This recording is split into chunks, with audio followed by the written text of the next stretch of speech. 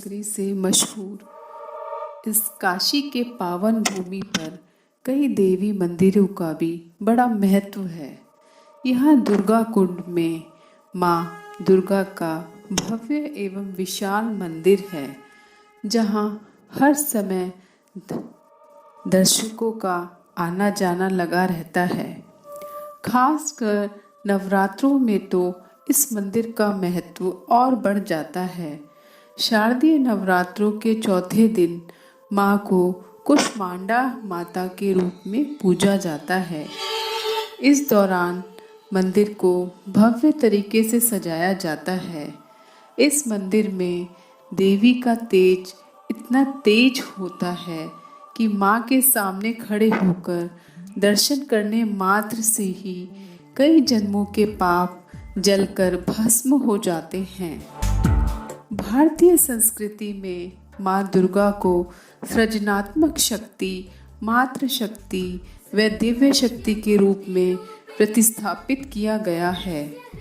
शक्ति ही चेतना है, सौंदर्य है और इसी में संपूर्ण विश्व निहित है। शक्ति के इसी महत्व के कारण माँ आद्य शक्ति अपने 3 मूल स्वरूपों महालक्ष्मी, महासरस्वती व महाकाली के माध्यम से विश्व की समूची ऐश्वर्य संपदाओं की स्वामिनी, विद्याओं की अधिष्ठात्री व समस्त शक्तियों की मूलाधार मानी गई है। बाबा भोलेनाथ के त्रिशूल पर टिकी विश्व की 3 लोक से न्यारी काशी में माँ आद्य शक्ति अदृश्य रूप में दुर्गा कुंड मंदिर में विराजमान है। माता का यह सिद्ध मंदिर बाबा भोलेनाथ की नगरी का प्राचीनतम मंदिर माना जाता है। मान्यता है कि यह मंदिर आदिकालीन है। आदिकाल में काशी में 3 ही मंदिर थे, श्री काशी विश्वनाथ, माँ अन्नपूर्णा और दुर्गा मंदिर। इस मंदिर का निर्माण 1760 ईस्वी में रानी भवानी ने कराया था। उस समय मंदिर निर्माण में 50,000 रुपये की लागत आई थी। मान्यता है कि शुंभ निशुंभ का वध करने के बाद माँ दुर्गा ने थक कर दुर्गा कुंड स्थित मंदिर में ही विश्राम किया था। दुर्गा कुंड क्षेत्र पहले वनच्छादित था। इस वन में उस समय काफी संख्या में बंदर विचरण करते थे। धीरे धीरे इस क्षेत्र में आबादी बढ़ने पर पेड़ों के साथ बंदरों की संख्या भी घट गई। माँ दुर्गा का यह मंदिर नागर शैली में निर्मित किया गया। इस मंदिर स्थल पर माता भगवती के प्रकट होने का संबंध अयोध्या के राजकुमार सुदर्शन की कथा से जुड़ा है। राम कुमार सुदर्शन की शिक्षा दीक्षा प्रयागराज में भारद्वाज ऋषि के आश्रम में हुई थी। शिक्षा पूरी होने के उपरांत राजकुमार सुदर्शन का विवाह काशी नरेश राजा सुबाहु की पुत्री से हुआ। इस विवाह के पीछे रोचक कथानक है कि काशी नरेश राजा सुबाहु ने अपनी पुत्री के विवाह योग्य होने पर उसके स्वयंवर की घोषणा की। स्वयंवर दिवस की पूर्व संध्या पर राजकुमारी को स्वप्न में राजकुमार सुदर्शन के संग उनका विवाह होते दिखा। राजकुमारी ने अपने पिता काशी नरेश सुबाहु को अपने स्वप्न की बात बताई। काशी नरेश ने इस बारे में जो स्वयंवर में आए राजा महाराजाओं को बताया तो सभी राजा सुदर्शन के खिलाफ हो गए। वह सभी ने उसे सामूहिक रूप से युद्ध की चुनौती दे डाली। राजकुमार सुदर्शन ने उनकी चुनौती को स्वीकार कर माँ भगवती से युद्ध में विजय होने का आशीर्वाद मांगा। राजकुमार सुदर्शन ने जिस स्थल पर आदि शक्ति की आराधना की, वहाँ देवी माँ प्रकट हुई और सुदर्शन को विजय का वरदान देकर स्वयं उसकी प्राण रक्षा की। कहा जाता है जब राजा महाराजाओं ने सुदर्शन को युद्ध के लिए ललकारा तो माँ आदि शक्ति ने युद्ध भूमि में प्रकट होकर सभी विरोधियों का वध कर डाला। इस युद्ध में इतना रक्तपात हुआ कि वहाँ रक्त का कुंड बन गया, जो वर्तमान में दुर्गा कुंड के नाम से प्रसिद्ध है। लोगों का मानना है कि इस कुंड में पानी पाताल से आता है, तभी इसका पानी कभी नहीं सूखता। शुंभ निशुंभ का वध करने के बाद माँ ने यही किया था।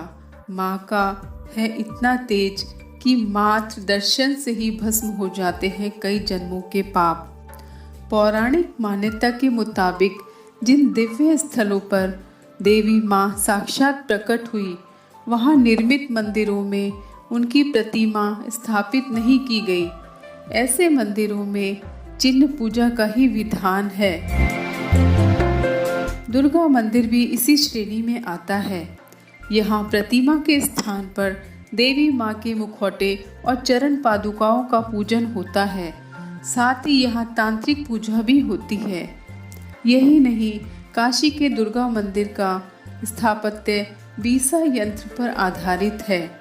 बीसा यंत्र यानी 20 कोण की यांत्रिक संरचना, जिसके ऊपर मंदिर की आधारशिला रखी गई है। तो दोस्तों, आप भी अपनी परिचितों को दुर्गा मंदिर की जानकारी दें और वहां दर्शन के लिए जाएं। में सब एक साथ बोलेंगे, माता रानी की जय हो।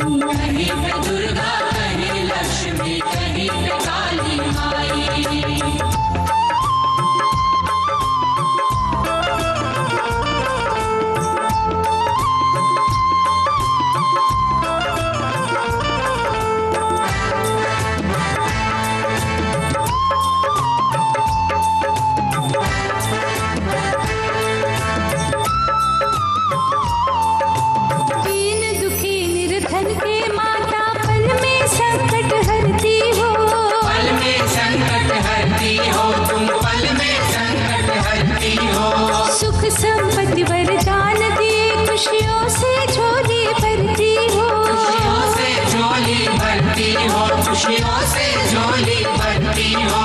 मेहरों की बरसात हुई, मेहरों की बरसात हुई, गिर वैष्णो माँ कहलाई। कहीं पे दुर्गा, कहीं लक्ष्मी, कहीं पे काली माई। कहीं पे दुर्गा, कहीं लक्ष्मी, कहीं पे काली माई। कहीं पे दुर्गा, कहीं लक्ष्मी, कहीं पे काली